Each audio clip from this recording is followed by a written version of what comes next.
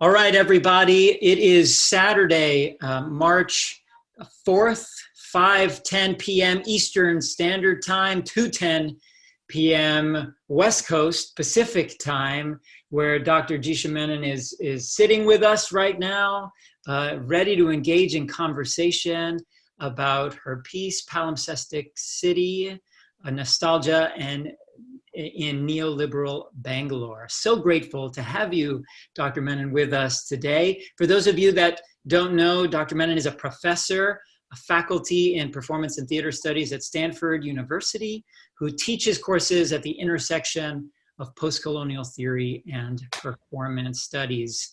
And aside from that, you're also a theater maker, a director, a writer, right?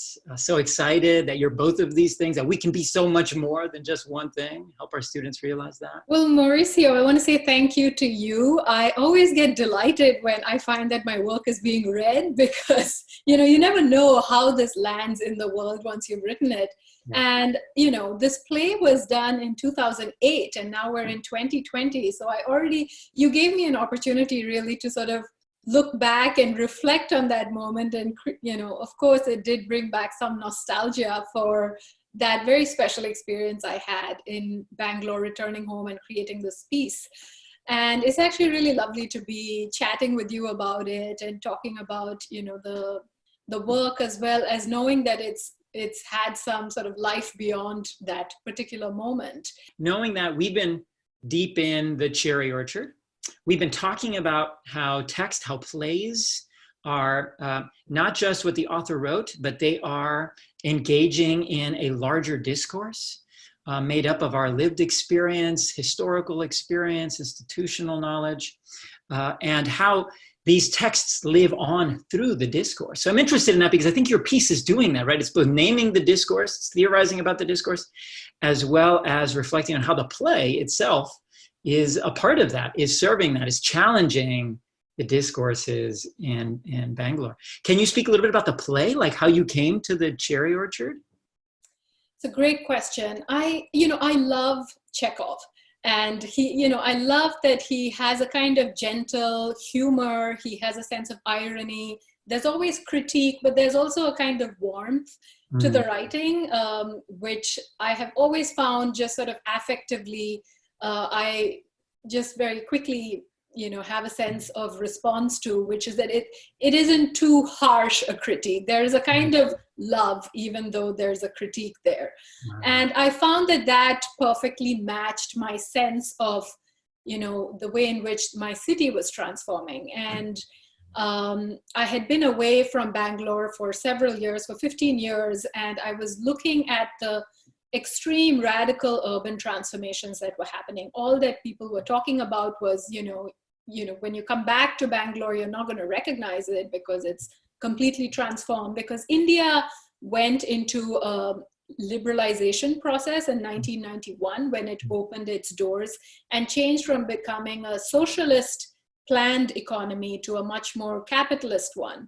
So the influx of commodities and the pace of life and the media throwing new images and just the kind of ultra consumption mode that we went into transformed not only the kind of spatial environment, because of course now you have buildings coming up, flashy malls and glitzy gated communities. You also found in people there were changes, right? People had changed. There was something different in social relationships. There was much more of a sense of materialism. And, it impacted the ways in which you thought of who was a Bangalorean. And a lot of what people got very anxious about it because they wanted to retain something that was special and always imagined as a kind of soft civility that the Bangaloreans had, which was radically being reshaped by this aggressive globalization and neoliberalism.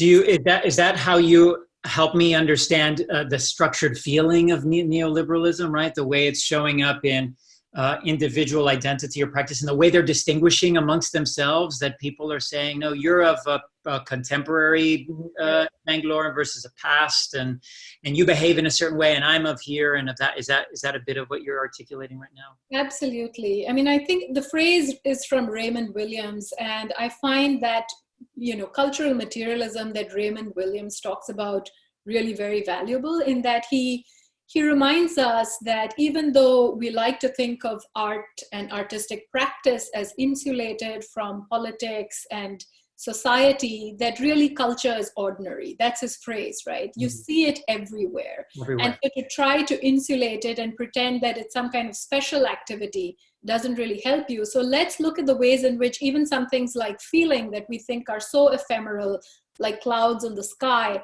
but even those ephemeral feelings have structures, right? And I'm kind of bringing ideas of neoliberalism argued by people like Foucault and Wendy Brown to think about how even the most banal interactions have now got a kind of economic tenor to it. So even when I think of, how am I going to make myself ready for the job market? I think, well, okay, how am I doing certain things that are investments in my future? I mean, the whole thinking, the language around it, how am I going to choose my partner?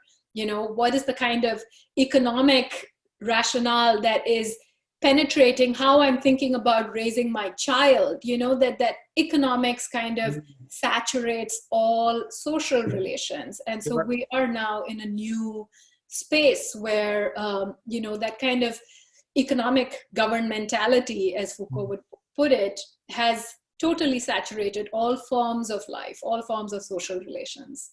And is that, do you think, what Lopakhin is doing when he's talking about needing to change the landscape because we're moving into this contemporary moment in the language that he uses around how changing this land isn't a problem, it's actually the best thing for all of us, right? Is that how you see, maybe if you can articulate a little bit of how you see that in the play? I mean, I think it's really fascinating how aesthetics, which we love to think of as, as that which will save us, but it's also deployed in ways that can repress and really be very brutal, right? So here you have a whole language emerging around aesthetics and the invocation of beauty and how we need to make the city beautiful. And of course, what do you imagine as making the city beautiful is to make it recognizable as a world-class city, which is, let's bring in the malls, let's bring in the gated communities, let's make it recognizable as a global city through aesthetic practices. So what Lopakhin very interestingly is interested in is looking at how we can reshape this cherry orchard into a recognizable global city template. And in the process, he himself is now speaking a language from which he had been shut out, right? Like he is of a different, so in trying to think of Asif, the character who we created, we had so many debates around who should Asif be? Should he be positioned in terms of hierarchy? Because we knew it's a hierarchical relationship between Ranevskaya and Lopakhin. Yeah. Should it be through, an idea of religion, or should it be caste status? We sort of really grappled with those questions of how can we make that difference and hierarchy be more vivid. And ultimately, we went with religion because we really wanted to say something about how this character is, at a remove. He's always feeling a little bit like an outsider. And even though he's purchased this cherry orchard, there's all these negotiations that he has because he, of course, loves the landlady. He loves Ranevskaya. There's a great deal of affection there. So it's a very ambivalent kind of success or victory in the end. Yeah. Yeah. Can you speak a little bit to that, making those decisions? I mean, you engaged your company, right? Yeah. Other adapters out there, they might choose to engage their textual sources and write from that, but you chose to actually work directly with your ensemble to make this piece. Can you talk about that choice and lessons? Yeah, I mean, it was, I wanted to try devising. So I'm not, I'm not like, I would not say that what was interesting to me about this was that we made some great art. That was not it at all. What was interesting was that it was an ethnographic experiment in the end, that it was a great way of doing practice as research and figuring out what are the dynamics, because my real interest, and this goes back to the question of discourse, my real interest was in the city more than in Chekhov. I was much more interested in understanding from this group of actors how the city has transformed. And it was a very, it was a small group of actors, but we had also auditioned several other people. We had tried to get in other people involved. And so it was a whole range of comments that we used to really think about what are some pressure points, what are, sort of issues that are emerging as sort of really sort of hotspots for us. Of course, the question of religion, unfortunately, if you've been following the news, continues to be, a serious issue in India, especially now with the new government, second term of the right-wing government, really alienating and marginalizing and, sort of disenfranchising citizens through these new acts like the Citizenship Amendment Act, etc. So there's a lot of friction and tensions, religious tensions in the city. But of course, we also wondered, we thought about caste as another way, because when we talk about, my people have always been serfs and slaves on this cherry orchard, then of course you have to also think about caste, which is another kind of hierarchical relationship. So we made those decisions by really thinking about the ethnic politics of the city, the points of tension, and there were lots of different ways we could have gone with those. Ultimately, we, again, as I said in the piece, we had to make some decisions depending on who the actors were and just more kind of pragmatic questions like that. Sure. I know some, what I appreciate about what you're saying in regards to your interest was in the city, and the play served your interest in the city. So in a way, right, you are writing the text for the discourse about the city, versus the play exists and folks then take it into the discourse and find a way in order for it to survive. I'm interested in hearing from you about the ways in which the play, you found you needed to get rid of, let go of some characters, or let go of some of its construct in order for it to serve this move into the discourse. Absolutely. No, that was exactly right, because I think that the discourse is such a kind of all-encompassing, penetrating, almost nebulous way in which we are formed through these discourses that we're not even self-aware of. So by selecting and making these choices very, very thoughtfully, we were also highlighting to people, here are ways in which we are being formed as urban subjects that we're not even really cognizant of, because that discourse is kind of permeating everything, and it exists in a way that we're not always very self-aware of. Which characters did you tell us about? The choice to let go of certain characters or to let go of certain things of the play? So our process was really to be very minimalist, because we wanted to make it very spare and just work with the skeleton of the play. And to me, this play was fundamentally about the loss of home, right? And the question of why it is that we are so attached to property, and how do we start imagining home as property? And, what about people? Is our sense of home invested in particular people? Because these are all questions I was thinking of, right? Being away from home, my notion of home was, maybe it was a particular place, maybe it was the house I grew up in, but I also think it was the people, and wherever those people may have moved, I would sort of attach the people with a sense of home. So I think that notion of property became really important, and thinking through why it is that a particular kind of relationship exists in the middle class imagination that makes us so attached to certain kinds of real estate, that makes us feel like, okay, this, now I feel more tethered, I feel like I have a home, so I feel like I belong.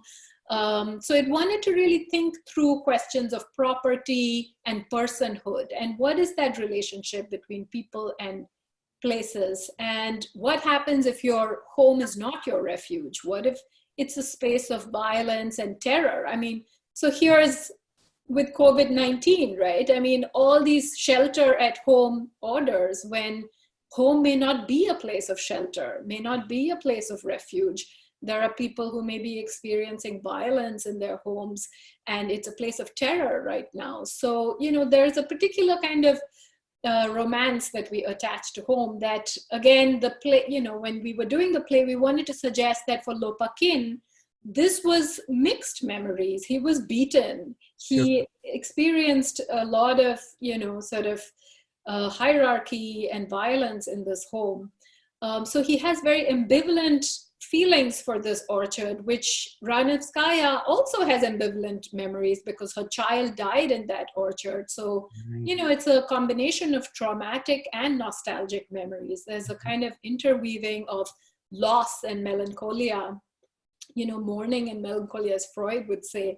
That's all kind of intertwined with these memories, so that they're not always about this kind of, sweet sadness of nostalgia. There's also this kind of melancholic and traumatic memories that also they have to navigate. Would you say that that's a way of imagining the difference between a reflective nostalgia and restorative, where the reflective is precisely as it's defined, as you've quoted Svetlana Boym, it's a returning to the ruins, right? It's creating enough space to reflect on maybe that the memory and the trauma, the difficulty, versus a restorative, which you just said, right, is a kind of sweet remembering, a sweet nostalgia, right?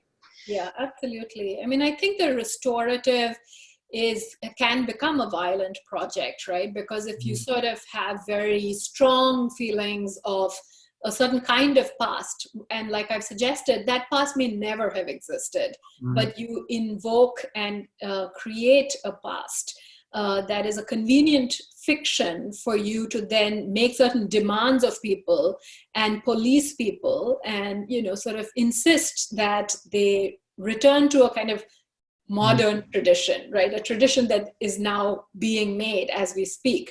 So all the policing of women, for instance, is a very new thing. Bangalore has always been a very cosmopolitan city, but the new kind of turn to a kind of extremism and religious policing has, sort of created a kind of restorative nostalgia for a kind of city that never really existed. Whereas the reflexive is a way to say, okay, what can we take from nostalgia? Without completely, throwing the baby out with the bathwater. What is still valuable about thinking back and maybe saying, well, maybe there are things in the past that I would like us to retain. So we don't necessarily have to feel like we're always caught in this kind of linear progressivist trajectory where we always believe that the future is going to bring us something, that's necessarily better than what we've already had in the past. Right. I think about how some of the daughters, or maybe, there's a part of me that wonders, is Fears stuck in a kind of restore, or is Fears just in the work, right? It's like not even about the past. It's just what the work is or needs to be. I'm interested in your choice of a play, right? So you said you're interested in your commitment is your desire for the city, right? Understanding the city. But you chose to articulate or to expand or to consider, to deconstruct, to expand your theory about what's happening in the city through a play. And I know with my students, we've been talking about how do we articulate our theories? What's that choice? Why a play? I'm sure some of my students, I know my students have wrestled with whether or not plays can be used for politics, and I don't think that's what you're doing, although some would say it is and it isn't, like it's amorphous maybe slightly, but why a play? Wow, that's such a great question. And I think, again, I think one of the things that, as someone who's grown up in a post-colonial context, whenever I hear this resistance that comes up often, which is that, are you using art in an instrumental way to tell a different kind of story?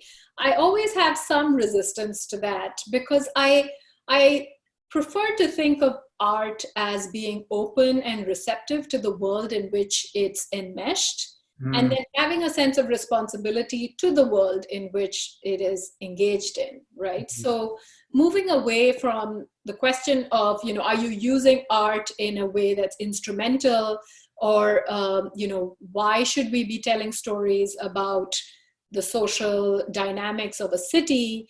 Why shouldn't we just make art for art's sake? Sure. And all of that is absolutely valid. But I think I think that when an artist or when a group of actors are trying to create a play, they're also just sort of exploring their own openness to the dynamics that are molding them. So to think of these as two, again, insulated categories is not particularly helpful, I think. I think to instead realize that artists and actors and the artworks they make are all porous. Like the city, they're porous. You are going to respond to the dynamics of the world that you're living in. Right now, you might make something around COVID-19, which no one else may recognize as something that speaks to COVID-19. It may not have any kind of obvious relationship, but it's emerged from a particular moment, and you can't really deny that moment, So I feel like sort of resurrecting a dialectic of receptivity and responsibility is more helpful to me than thinking about the autonomy instrumentality debate, which we've been kind of stuck in, right? Like art should be autonomous, art should be instrumental, whether it should be used for social change. Because I really think even if we were to go back to Kant and the idea of instrumentality, etc., he's writing about being cautious about not using persons in a means-ends relationship, right? We don't want to get caught in that kind of instrumental relationship where people are being served in ways that serve certain kinds of ends. People are means to certain kinds of ends. But one thing that he's always very positive about is that we want a sense of purposiveness in our art. And I think increasingly we've conflated instrumentality with purposiveness. These are artworks that are purposive, but I wouldn't say that they're instrumental. So that's my kind of, That's great. That's great. And I appreciate that you as you name receptivity and responsibility, right? And the way I'm understanding that, right, is that we should be thinking about how our pieces, our work is receptive and or responsible. And you have two pieces here, right? You have the essay that you've written and you've had the play. What would you say are the differences in their receptivity or their responsibility as you understand it? Well, it's, I really think that the play was such an act of love. There was no, I was away from home for so long. I was returning after a long period. And I just wanted to embrace my city in a way that I hadn't, because I hadn't been active in the theater world for so long. And it had, we didn't do any tickets. We just sort of did the show and opened the doors for whoever wanted to see it. So it was free. And, it was just a very, it was a way for me to tell the city how much I loved it, right? And it, of course, and it did provoke argument and debate and pushback and resistance and people who felt like this is a very, very, sort of middle-class, anglicized version of elitist version of a city narrative. It doesn't really speak to the non-English speakers.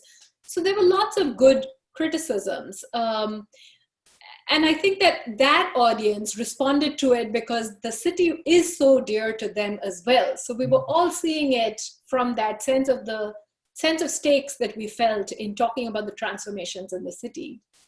Whereas as the essay circulates, it's reaching an entirely different audience. And I think the questions of its aesthetics and its, like you're saying, how these relationships between aesthetics and urbanism are intertwined. These are a different set of questions, the question around adaptation, and these different sets of questions get animated and reaches different audiences. And I have been so delighted that actually people are even reading it, because I honestly just did that as a kind of closure for myself, because I had had this experience and it was fascinating for me as an ethnographic experiment to see how layered people's conceptions of the city are, that we might think and narrate the city in a very linear way, from its kind of past of garden city to now high-tech city. But for the people who watched it, you get a much more palimpsestic sense of the city. It's a very layered city. It's a very porous city. So for me, that was a revelation. And I just wanted to write about that as an interesting experiment that happened totally without my planning it. I wasn't thinking that I would, conduct some kind of ethnography or anything, but it just turned out to be that way. What I appreciate so much of it is, as we talk about in our class, the ways in which we theorize, right? And for whom, I love this distinction, right? This receptivity and responsibility. That's how we should be thinking about the outcomes of our work. And I appreciate that the piece, the play, as you said, was an act of love, which I think a lot of the students, a lot of maybe assume or generalize, or from their personal experience recognize art, right? Coming from a place of love, a place of instinct or intuition or feeling. And that then afterwards, as you name and as you write about in the piece, there were varying points of view and responses to it. There were criticisms and whatnot, and I can see artists completely be diffused by that or frustrated by that and like, gosh, my work didn't do the thing. But your desire for the work, your question was more profound than that. It was more profound than the immediate. And that led you, at least the way I'm experiencing it, it led you to a deeper, you were after something bigger, something greater. You were asking bigger questions that then could manifest in this essay that took all of that into consideration and said, yes to this criticism. And that precisely engages with the play and with some of the tension that you were thinking about and relating to in the play. And now finding this other way of talking about that and relating that, to me, is also a part of the artistic output, one's artistic capacity or response, right? That there are so many ways in which the work reverberates in us. Yes. And we have to keep finding different ways of articulating and sharing that. And that as we do, new audiences will receive it. Yes. In unique ways, which I was so grateful for. Yes. Thank you so much for this moment. Been great chatting with you, Mauricio. Your class sounds wonderful, and you guys are I am full of admiration for the way in which you are powering through this quarter and making it so creative and meaningful for your students. How lucky are they to have you as their guide and instructor through these turbulent times? And I just wish you all health and safety and just best wishes. Thank you. And our best to you as well as you begin your work with your students. I'm sure you feel as I do that the students, in fact, are the inspiring ones who motivate me to keep going, who are asking questions, and I feel like pushing me to keep thinking of new ways of bringing knowledge and discourse to them. So. Well, as Brecht would say, in the dark times, will there also be singing? Yes, there will be singing about the dark times. So I think we should remind our students that out of this moment will come some of the most dazzling creative works that they will create, which will, remind us of our challenges right now. Excellent. On that note, thank you, Doctor. We'll talk more later. Yes, thanks so much for having me. Take care and have a great class. You as well. Have a good week. Bye-bye. Bye.